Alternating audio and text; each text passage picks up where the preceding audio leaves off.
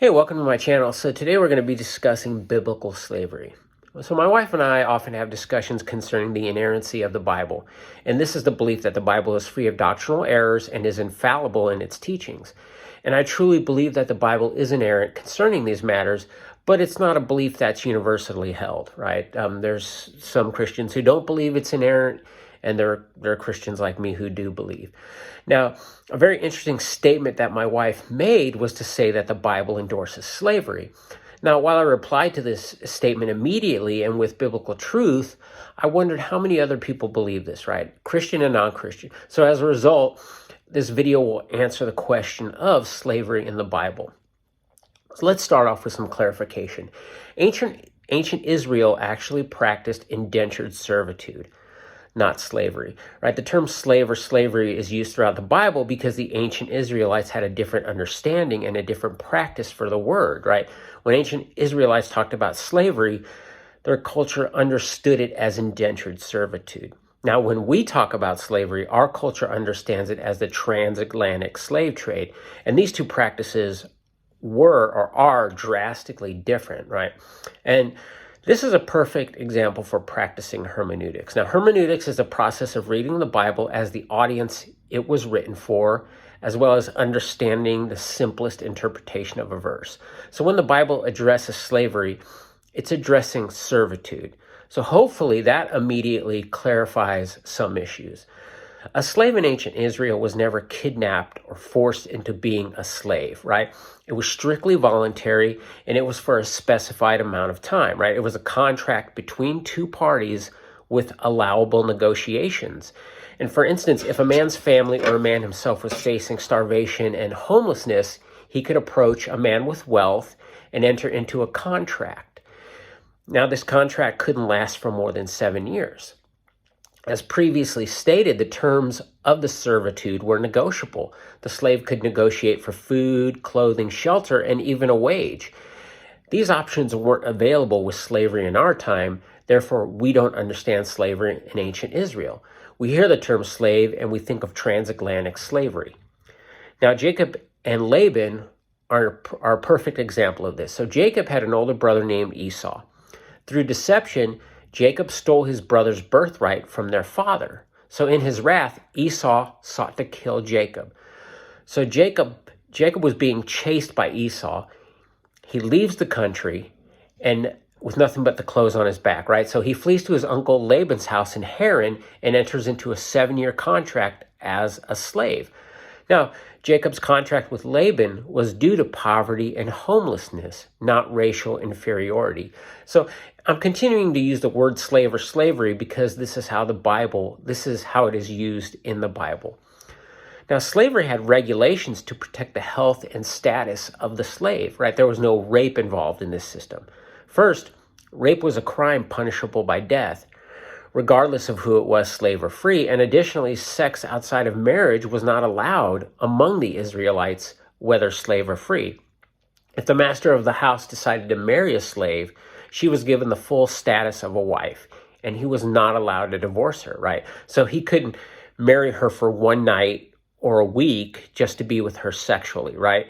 This would elevate her rights dramatically as her status changed from slave to wife. Now, as a matter of fact, the Old Testament contains laws prohibiting slavery, and we read about them in Exodus, right? Exodus 21 contains many of the regulations regarding slavery for ancient Israel. So Exodus 21:16, anyone who kidnaps someone is to be put to death, whether the victim has been sold or is still in the kidnapper's possession. This is an important law, and kidnapping was dealt with very seriously, right? The judgment wasn't a monetary fine or some time in jail. The judgment was death. If you kidnap someone, they killed you, and rightly, justly so. This law alone would have made transatlantic slavery completely impossible because a large majority of the slaves were obtained through kidnapping. And notice this law is relevant whether or not the person in question still has a slave, whether the victim has been sold or is still in the kidnapper's possession. So this means that the kidnapper is guilty whether they have the slave or not. Furthermore, the slave is not referred to as a slave, rather a victim, right? And the term victim implies a crime against that person. So the Bible is making it painfully clear that kidnapping and slavery resulting from kidnapping is a crime that is punishable by death. And some also interpret this as holding the slave owner accountable as well. So a slave owner wouldn't be able to feign innocence because they didn't know where the slaves came from, right? A plantation owner in the 1800s wouldn't have been able to claim ignorance when 20 slaves were discovered in his possession, right? He would be just as guilty. We call it guilt by association. So Exodus continues with describing how slaves should and should not be treated while under their contract. So Exodus 21, 26 through 27. An owner who hits a male or female slave in the eye and destroys it must let the slave go free to compensate for the eye. And an owner who knocks out the tooth of a male or female slave must let the slave go free to compensate for the tooth. So the point is that God's not just concerned about eyes and teeth. He's concerned with the overall treatment of the slave. If the owner does some serious bodily harm to the slave, he must let the slave go, right? This knocking out of the tooth and the destruction of the eye demonstrates methods of abuse. And God is addressing abuse against slaves. Most owners wouldn't kill their slaves because the slaves do the work or did the work, but they certainly would abuse them, right? So if the slave is abused by the owner in any form, whether it's a busted tooth, a broken arm, or an injured eye, he or she goes free. And again, this elevates the rights of the slave by holding the owner accountable for how they treat the slave. So let's take a step back to verse 20 and 21, because these can be wildly misinterpreted, and they have. I mean, just by reading them, it's easy to see why. So Exodus 21, 20 and 21. Anyone who beats their male or female slave with a rod must be punished if the slave dies as a direct result, but they are not to be punished if the slave recovers after a day or two, since the slave is their property. So immediately you're thinking, so the slave owner can beat them within an inch of their life and it's okay? However, that's not the context of the passage. If he beats his servant and they die, he shall be punished. You know, in the Hebrew, the word used for punished is nakam, and it specifically means the death penalty or the imposition of the death penalty. The point is that just because you're the owner or the master doesn't mean there aren't consequences for how you treat your slave. And you can say, okay, but you can still beat them to the point of death, right? And there are other laws in place that protect the slave from continual abuse. So the slave owner can only do this once, because as we just read in verses 26 and 27, the slave goes free if the owner causes any serious bodily harm. And this is detrimental for the owner because he's going to lose his servant, right? And he's going to lose money, right? He's defaulted on the contract by abusing the slave, and he still has to pay the slave the full wages for the 7-year period. The slave doesn't go free, penniless, and injured. No, they get the compensation they're owed, and they're no longer slaves, right? It's another regulation that elevates the rights of the slave. Deuteronomy 23, 15 through 16. If a slave has taken refuge with you, do not hand them over to their master. Let them live among you wherever they like and in whatever town they choose. Do not oppress them. Wow. Why would slaves be escaping if they're not abused and it's voluntary? Because unfortunately, there were bad masters, right? The Israelites were human, and humans do stupid things, right? So if a slave escaped because they were abused, oppressed, or the slave owner was just mean and ungodly, other Israelites were required to help them hide, right? They would establish them with a place to live and find them employment, right? They didn't exploit them as a slave or give them back to their owner. They helped them. And it was required without consequence from the slave owner, right? This greatly elevated the rights of a slave at that time, right? During transatlantic slavery, if you helped slaves escape or housed fleeing slaves and someone found out, you would likely be thrown in jail, beat to a pulp, and probably murdered. And the slave owner would get the slaves back and probably kill them for their disobedience, right? So these rules, these laws, they regulate slavery by establishing rules that bring godliness, protection, and help into the process. So you may ask, well, what about slavery in the New Testament, right? Well, New Testament slavery did exist, but it was a Roman lifestyle and not a Hebrew lifestyle. God didn't have to establish rules for slavery in the first century because the Jews had the Old Testament and it contained all the rules they required. Instead, individual and personal laws were given to govern behavior, right?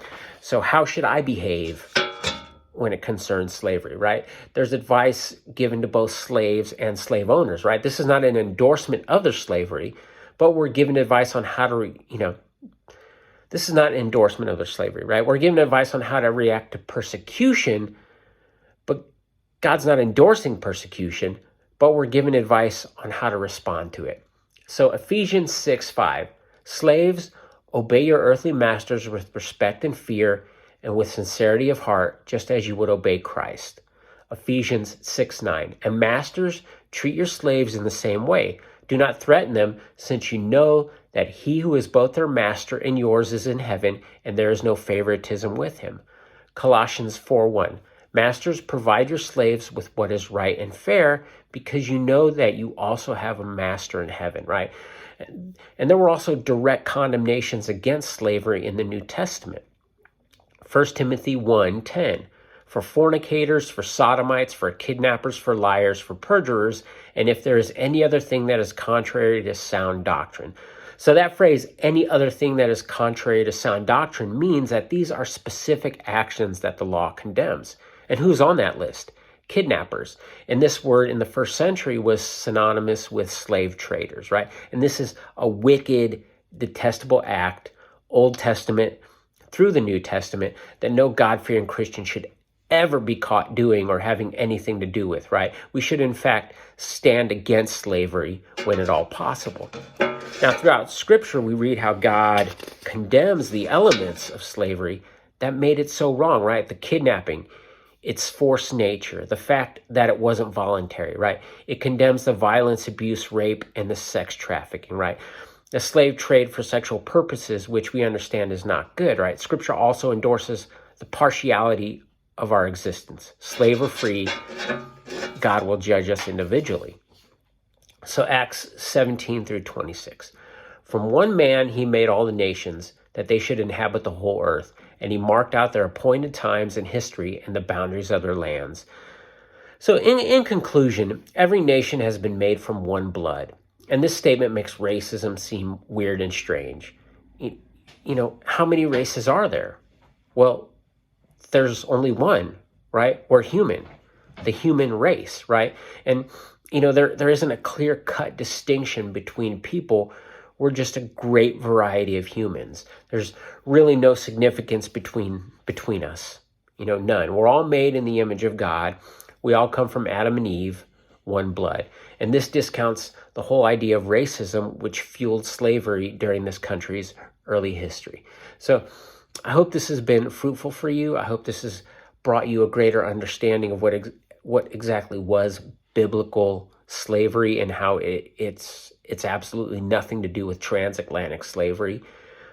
If you liked this video, please subscribe or hit the button or whatever. And I will see you soon with more content. Have a blessed day.